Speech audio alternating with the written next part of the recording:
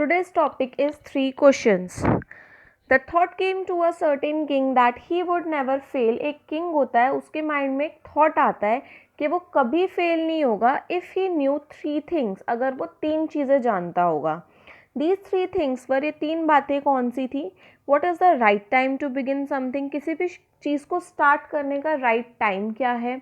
Which people should he listen to, कौन से ऐसे लोग हैं जिसको किंग को सुनना चाहिए, जिनकी किंग को सुनना चाहिए. And what is the most important thing for him to do, और किंग के लिए सबसे ज़्यादा इम्पॉर्टेंट चीज़ क्या है करने के लिए.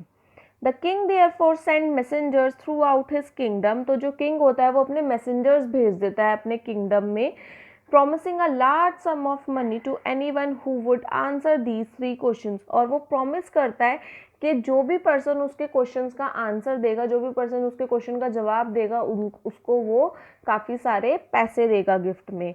मैसेंजर्स उन लोगों को कहते हैं जो किंग के मैसेजेस पूरे किंगडम में, जो किंग का पूरा राज्य है उसमें अब किंग का मैसेज पहुंचाते हैं. Many wise man came to the king, king के पास बहुत सारे वाइस मैन आते हैं. वाइस मैन कहते हैं जो इंटेलिजेंट लोग होते हैं. But they all answered his questions differently, लेकिन जितने भी लोग होते हैं सब किंग के क्वेश्चंस का आंसर डिफरेंट अलग अलग देते हैं. In reply to the first question, तो किंग का फर्स्ट क्वेश्चन क्या था? What is the right time to begin something. King का फर्स्ट क्वेश्चन ये था कि किसी भी चीज़ को शुरू करने का सही समय क्या है.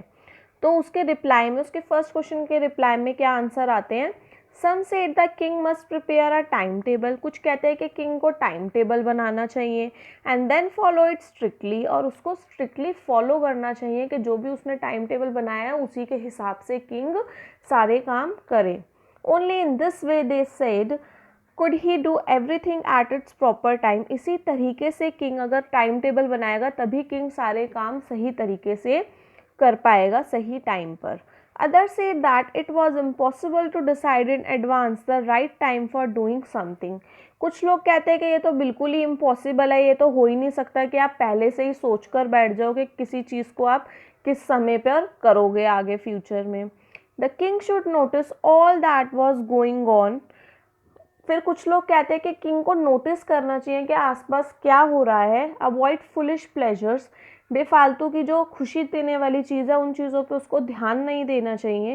And always do whatever seem necessary at that time, और हमेशा वही करना चाहिए जो उसको उस वक्त सबसे ज़्यादा ज़रूरी लगे किंग को.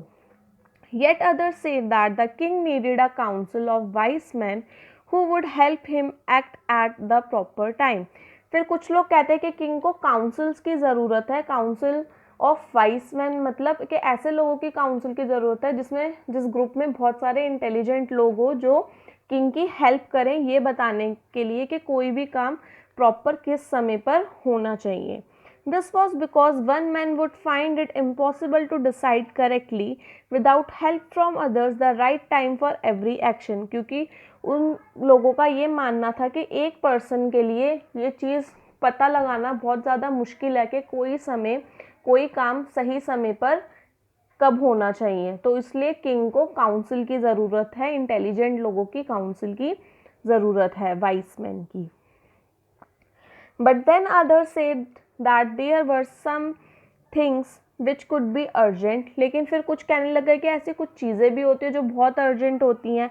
These things could not wait for the decision of the council, तो और वो चीज़ें वेट नहीं करेंगी काउंसिल के डिसीजन का कि हाँ भाई काउंसिल आए किंग की, फिर वो उनको आंसर करे कि हाँ भाई ये काम आप इस समय पर करो.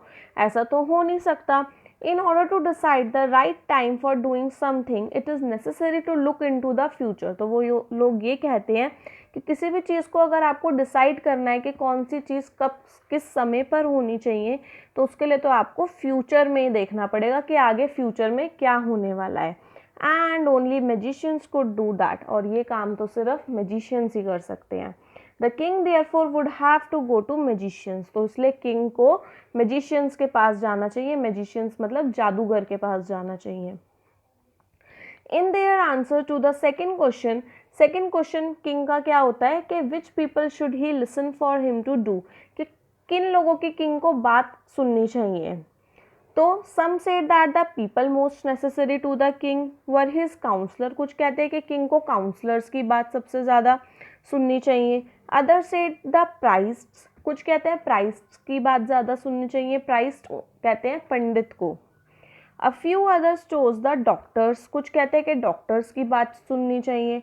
And yet others said that his soldiers were the most necessary, और फिर बाकी के कुछ लोग कहते हैं कि सोल्जर सबसे ज़्यादा इम्पॉर्टेंट है जिसकी बात किंग को सुननी चाहिए. टू द थर्ड क्वेश्चन, अब किंग का थर्ड क्वेश्चन क्या होता है, what is the most important thing for him to do, कि किंग के लिए सबसे ज़्यादा इम्पॉर्टेंट चीज़ क्या थी करने के लिए. सम सेड साइंस, कुछ कहते हैं साइंस बहुत इंपॉर्टेंट है किंग के लिए. अदर चूज फाइटिंग, कोई कहता है फाइटिंग बहुत ज़्यादा इम्पॉर्टेंट है. And yet other religious worship, और कुछ लोग कहते हैं कि रिलीजियस वर्शिप मतलब भगवान की पूजा करना किंग के लिए सबसे ज़्यादा इम्पॉर्टेंट है करने के लिए. As the answers to his questions were so different, the king was not satisfied and gave no reward.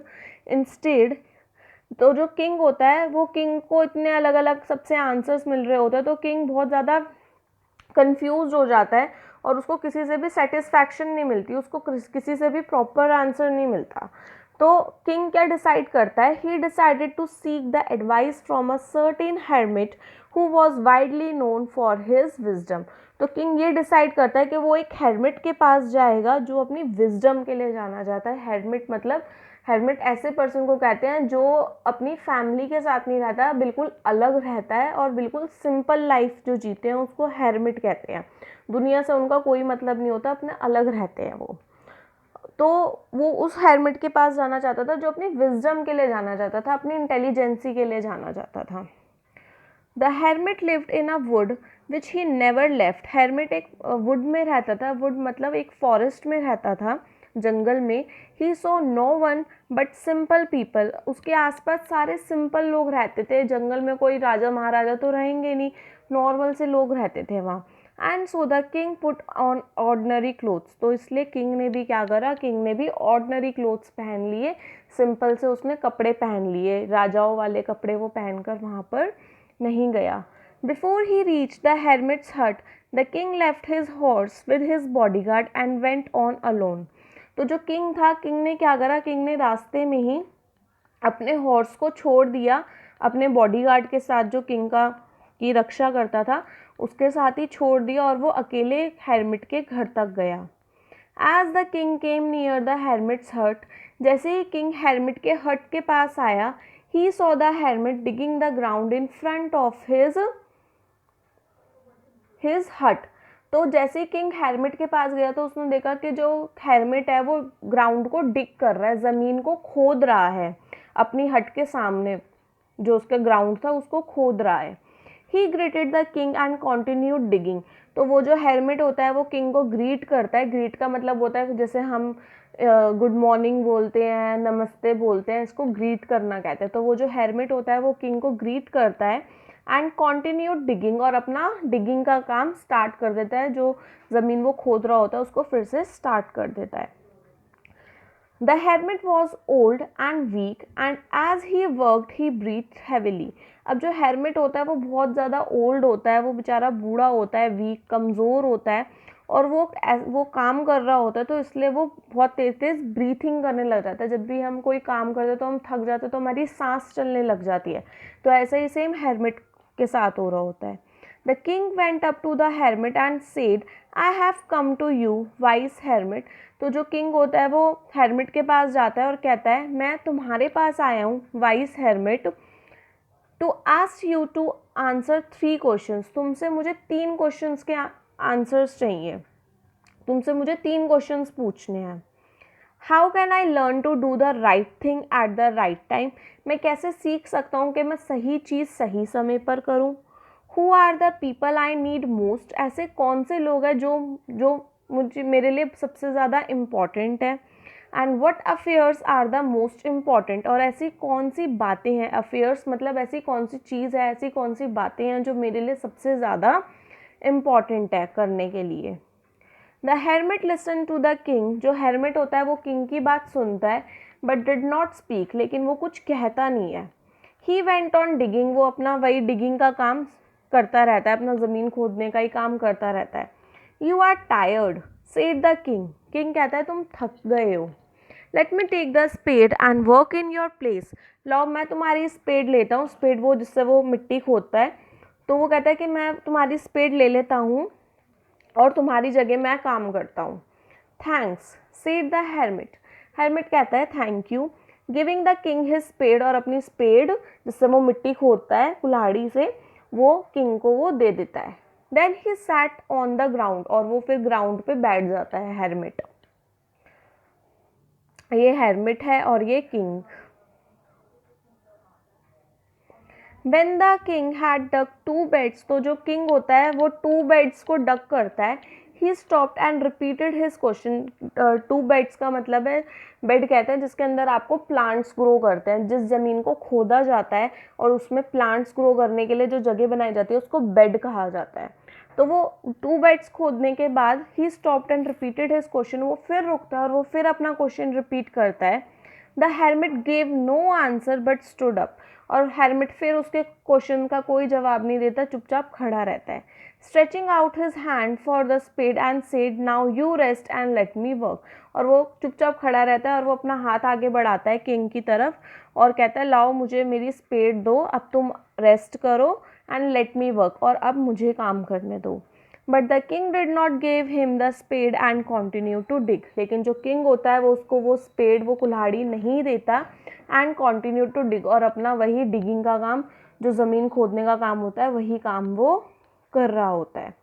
1 hour passed, then another, 1 घंटा होता है, दूसरा घंटा होता है. The sun went down behind the trees, जो सूरज होता है वो सुबह से शाम होने लगती है तो फिर जो सूरज होता है वो भी छिपने लग जाता है. And at last the king stuck the spade into the ground and said, और बिल्कुल जब किंग लास्ट में क्या करता है वो स्पेड जो कुल्हाड़ी होती है उसको वो ग्राउंड में ही फंसा देता है. एंड सेड, और कहता है I came to you wise man, मैं तुम्हारे पास आया था for an answer to my questions, अपने क्वेश्चंस के आंसर के लिए. If you can give me no answer tell me so, अगर तुम मुझे कोई जवाब नहीं दे सकते हो तो मुझे बता दो. And I will return home, और मैं फिर घर चला जाऊँगा. Here comes someone running said the hermit, hermit कहता है अरे देखो कोई आ रहा है भागते हुए. So this is the first part of this chapter, and in the next class we will start second part of this chapter. So for now, thank you.